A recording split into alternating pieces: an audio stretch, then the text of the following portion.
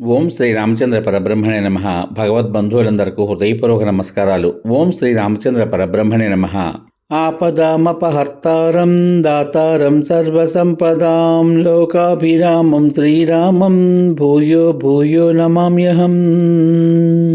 ఓం శ్రీ రామచంద్ర పరబ్రహ్మణే నమః. శ్రీ వాల్మీకి రామాయణము 5వ కాండ అయిన సుందరకాండ యందలి 10వ సర్గయందలి గల 54 శ్లోకముల యొక్క వచన భావసారాన్ని అంతఃపురంలో మండోదరిని చూసి సీత అని భ్రాంతి చెంది అని అతడు సంతోషించుట అనే కథగా విందాం. హనుమంతుడు అంతఃపురమునంతను పరిశీలిస్తూ అక్కడ ఒక ప్రక్క స్వర్గంలోని దేవేంద్రుని శయనాగారం వలె ఉన్న శ్రేష్టమైన శయ్యాసనాగారాన్ని చూశాడు. స్ఫటిక మాణిక్యములతో చపటా చేసిన ఆ గృహం రత్నముల చేత అలంకరింపబడి ఉంది. ఆ గృహంలో అమూల్యమైన మంచి ఆసనాలు అమర్చబడి ఉన్నాయి. ఆ ఆసనముల అవయవములు దంతపు నగిశీలతోనూ బంగారంతోనూ వైఢూర్య మాణిక్యాలతోనూ విచిత్రంగా ఉన్నాయి. అత్యుత్తమములైన ఆసనముల మీద మంచి విలువగల ఆభరణాలు పరిచి ఉన్నాయి. హనుమంతుడు ఆ శయన గృహమునందు ఒక ప్రక్క ఉత్తమమైన మాలలచే అలంకరింపబడినది చంద్రునితో సమానము అయిన శ్వేతఛత్రమును బంగారంతో నిర్మించిన అగ్ని వంటి కాంతి గల ఉత్తమమైన ఆసనాన్ని చూశాడు. అశోక పుష్పమాలలతో వ్యాప్తమై ఉన్న దాని చుట్టూ నిలిచి వింజామరలు చేత ధరించిన స్త్రీలు వీస్తున్నారు. అనేక విధములైన సుగంధ ద్రవ్యాలతో నిండి ఉన్న దానికి మంచి ధూపం వేసి అధికమైన సుగంధాన్ని కల్పించారు. దానిపై గొర్రెల చర్మాలు ఇతరములైన మంచి ఆచ్ఛాదనములు పరిచి ఉన్నాయి. దాని చుట్టూ శ్రేష్టములైన పుష్పమాలలు కట్టి ఉన్నాయి. ప్రకాశిస్తున్న ఆ శయనం మీద వీరుడైన రావణుడు నిద్రిస్తున్నాడు. అతడు మేఘం వలె ఉన్నాడు. అతని ఉత్తమములైన కుండలాలు మెరుస్తున్నాయి. ఎర్రని నేత్రములు మహాబాహువులు గల అతడు బంగారు వస్త్రాలు ధరించాడు. మంచి సువాసన గల ఎర్రని చందనం శరీరమంతా పూసుకుని అత్యద్భుతములైన ఆభరణాలు ధరించి ఉన్న అతడు సంధ్యారాగం ప్రసరించి మెరుపులు మెరుస్తున్న ఆకాశంపై ఉన్న మేఘం వలె ఉన్నాడు. స్వేచ్ఛానుసారంగా రూపాన్ని ధరించగలిగిన అతని రూపం చాలా చక్కగా ఉంది. శ్రేష్టములైన ఆభరణాలు ధరించిన అతడు రాత్రి అంతా కూడా రతికేళులు సలిపి విశ్రమిస్తున్నాడు. అందుచేత అతడు వృక్ష సమూహములతోనూ పొదలతోనూ నిండిన నిద్రిస్తున్న మందర పర్వతం వలె ఉన్నాడు. రాక్షస స్త్రీలకు ప్రియుడు, రాక్షసులకు సుఖాన్ని కలిగించేవాడు అయిన అతడు మద్యపానం చేసి ఆ మత్తులో నిద్రిస్తున్నాడు. అట్టి రాక్షస రాజైన రావణుని హనుమంతుడు చూశాడు. దీర్ఘ నిశ్వాసములతో బుసలు కొట్టుతూ మహాసర్పం వలె ఉన్న ఆ రావణునికి దగ్గరగా వెళ్ళిన ఆ హనుమంతుడు మిక్కిలి దిగులు చెంది చాలా భయపడి దూరంగా వెళ్ళిపోయాడు. పిమ్మట హనుమంతుడు మెట్ల మీదుగా మరి ఒక వేదిక ఎక్కి అక్కడి నుంచి నిద్రిస్తున్న రావణుని పరీక్షగా చూశాడు. రావణుడు పండుకుని నిద్రిస్తున్న ఆ శ్రేష్టమైన శయనం మదపుటేనుగు కూర్చున్న పెద్ద సెలయూట వలె ప్రకాశించింది. హనుమంతుడు శుభ్రమైన సైన్యం మీద అటు ఇటు జారవిడిచి ఉన్న మహాత్ముడైన ఆ రాక్షసేంద్రుని 2 బాహువులను చూశాడు. బంగారుపు బాహుపురులు ధరించి ఇంద్రధ్వజం వలె ఉన్న ఆ బాహువుల మీద ఐరావతము దంతములతో పొడుచుటచే ఏర్పడిన గాయాలు కనబడుతున్నాయి. బలిసిన అతని భుజాలు ఆయా యుద్ధములలో దేవేంద్రుడు ప్రయోగించిన వజ్రాయుధపు రాపిడిని విష్ణు చక్ర ప్రహారములను పొంది ఉన్నాయి. బలిసి దేహ ప్రమాణానికి అనుగుణంగా ఉన్న ఆ బాహువులు చక్కని భుజాములతో చాలా బలం కలవిగా కనబడుతున్నాయి. వాటి గోళ్ళు, బ్రొటన వేళ్ళు, ఇతరమైన వేళ్ళు, అరిచేతులు ఉత్తమ లక్షణాలతో ప్రకాశిస్తున్నాయి. అవి దృఢమైన సంధులతో పరిఘల కోట గడియల వలె ఉన్నాయి. ఏనుగు తొండం వలె గుండ్రంగా ఉన్నాయి. బాగుగా అలంకరించిన ఆ బాహువులకు కుందేటి రక్తము వలె ఎర్రనైన చల్లని సుగంధం గల మంచి గంధం పూయబడింది. ఉత్తమ స్త్రీల చేత మర్దింపబడుచుండే ఆ బాహువులకు అత్యుత్తములైన ఇతర సుగంధ ద్రవ్యాలు కూడా పూయబడి ఉన్నాయి. ఆ బాహువులు ఎన్నో పర్యాయాలు యక్షులను, పన్నగులను, గంధర్వులను, దేవతలను, దానవులను ఏడ్పించాయి. హనుమంతుడు అక్కడ మందర పర్వతమునందు నిద్రించుచున్న కోప స్వభావం గల మహాసర్పముల వలె ఉన్న ఆ రావణుని 2 బాహువులు చూశాడు. పర్వతంతో సమానుడైన ఆ రావణుడు చక్కగా బలిసి ఉన్న 2 భుజములతో మందర పర్వతం 2 శిఖరాలతో వలె ప్రకాశించాడు. నిద్రిస్తున్న ఆ రాక్షస శ్రేష్ఠుని విశాలమైన ముఖం నుండి నిశ్వాస వాయువు ఆ గృహమునంతా కూడా నింపివేస్తున్నట్లు వెడలుచున్నది. సోత పుష్ప పున్నాగ పుష్పముల వలె ఉత్తమమైన బొగడ పువ్వుల వలె పరిమళిస్తున్న ఆ నిశ్వాస వాయువు మధురములైన అన్నముల రసముల సువాసనలతోనూ మధ్య గంధంతోనూ కూడా నిండి ఉంది. రావణుని సేనాగారంలో హనుమంతుడు నిద్రిస్తున్న రావణుని భార్యలపై అధికానురాగవంతుడైన ఆ మహాత్ముని పాదాల చెంత నిద్రిస్తున్న అతని భార్యలను చూశాడు. ఆ రావణుడు ముత్యములు మణులు పొదుగుట చేత విచిత్ర వర్ణములతో ఉన్న కొంచెము ప్రక్కకు ఉరిగిన బంగారు కిరీటముతో ప్రకాశిస్తున్నాడు. అతని ముఖము కుండలములతో ప్రకాశిస్తోంది. పొడవుగా విశాలంగా బలిసి ఉన్న అతని వక్షస్థలం పూసుకునిన ఎర్రని చందనముతోనూ అందమైన హారములతోనూ అలరారుతోంది. అతడు తెల్లని పట్టువస్త్రాన్ని ఉత్తరీయంగాను అత్యుత్తమమైన పీతాంబరమును పరిధానీయముగాను అంటే కట్టు వస్త్రంగాను ధరించాడు. కళ్ళు రక్తం వలె ఎర్రగా ఉన్నాయి. మహాసర్పము వలె బొసలు కొడుతూ మినుముల రాశి వలె ఉన్న అతడు విశాలమైన గంగాజల మధ్యమున నిద్రిస్తున్న గజం వలె ఉన్నాడు.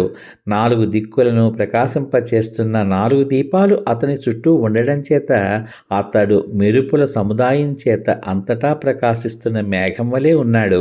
ఆ రావణుని భార్యల ముఖాలు చంద్రుని వలె ప్రకాశిస్తున్నాయి. వారు అందమైన కుండలాలు ధరించి ఉన్నారు. వారు ధరించిన పుష్పమాలలు వాడిపోలేదు. అలంకారాలు మాయలేదు. రావణుని భుజముల దగ్గర తొడల దగ్గర పడి ఉండి నిద్రిస్తున్న ఆ స్త్రీలు నృత్తమునందు వివిధ వాద్య వాదనమునందు నేర్పుగలవారు. వారందరూ ఉత్తమములైన అలంకారాలు ధరించి ఉన్నారు.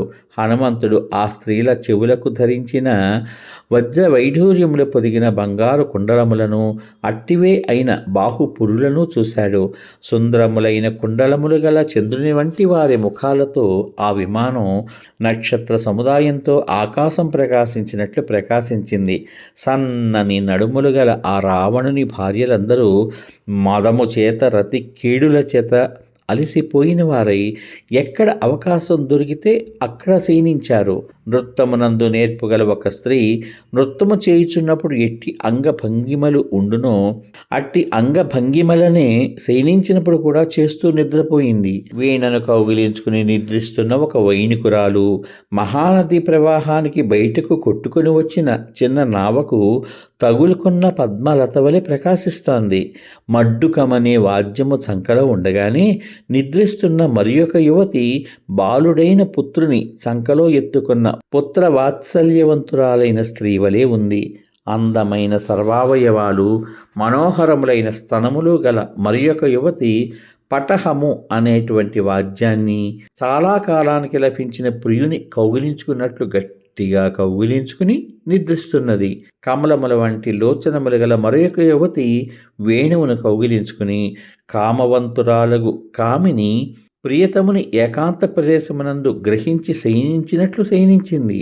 నృత్తమునందు నేర్పుగల మరొక వనిత 7 తీగల వేణును గ్రహించి దానిని దగ్గరగా హృదయమునకు హత్తుకుని కాంతునితో కూడిన యువతి వలె నిద్ర వసురాలైంది. మదముతో నిండిన నేత్రాలు గల మరొక యువతి బంగారు రంగు గలవై మృదువులై బలిసి ఉన్న మనోహరములైన అవయవములతో మృదంగాన్ని కౌగిలించుకుని నిద్రించింది.